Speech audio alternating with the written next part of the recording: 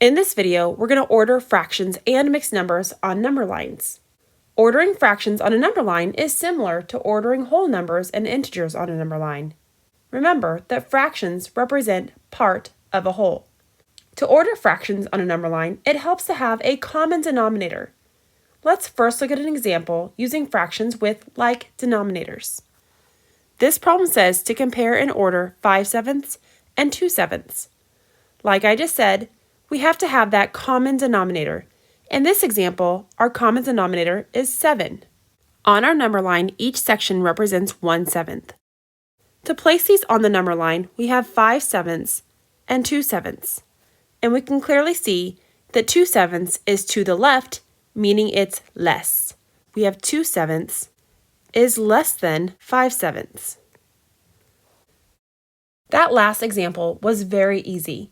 That's because the fractions had the same denominator. Ordering fractions with unlike denominators gets a little bit trickier. Let's go through the following example. Notice that our denominators are not the same. We have a 10, a 3, and a 6. The first step is to find that common denominator. To do that, we need the LCM, or least common multiple. When you find the LCM, you're just multiplying through. 10 times 1 is 10, 10 times 2 is 20, 10 times 3 is 30. Now we can move on to the 6. We have 6 times 1 is 6, 6 times 2 is 12, 6 times 3 is 18, 6 times 4 is 24, and 6 times 5 is 30. Pause the video and find the multiples of 3. Now that you have all the multiples listed out, you can see the LCM, or least common multiple, that they all have in common is 30. So our LCM is 30. The next step is to rewrite equivalent fractions with the denominator of 30. 10 times 3 is 30, so 7 times 3 is 21. 3 times 10 is 30, so 1 times 10 is 10. And then 6 times 5 is 30, so 5 times 5 is 25. The final step is to look at those numerators and order the numerators from smallest to largest. So our smallest numerator is 10, so our smallest fraction is going to be the 1/3. The next smallest numerator is 21, so our next smallest fraction is going to be 21 over 30, which was 7/10. And then finally, that leaves us with 25 over 30, which was 5/6. Now let's move on to ordering mixed numbers on a number line. Let's first start by putting one mixed number on a number line. A mixed number has a whole number and a fraction. When we make the number line, we have to first put the whole number and then the whole number above it. The next step is to figure out how many sections we need. We need 4. So we're going to need to add 3 lines so that we can make 4 sections.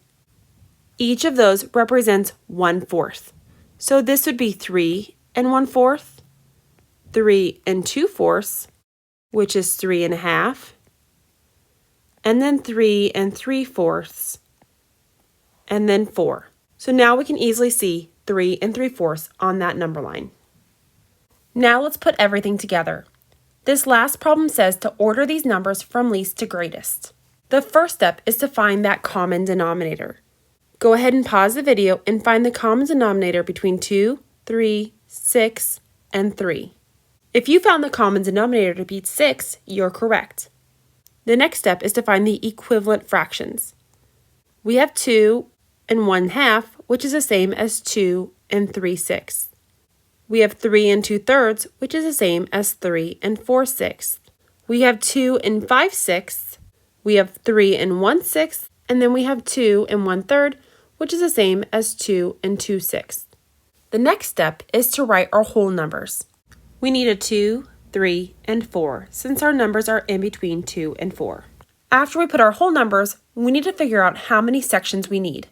We need 6 sections, which means we need 5 lines in between each number. Pause the video and place the numbers correctly on the number line. Now look at the number lines and see if they match. The final step is to use that number line to order the fractions from least to greatest. We have 2 and 1/3, 2 and 1/2, 2 and 5/6, 3 and 1/6, and 3 and 2/3.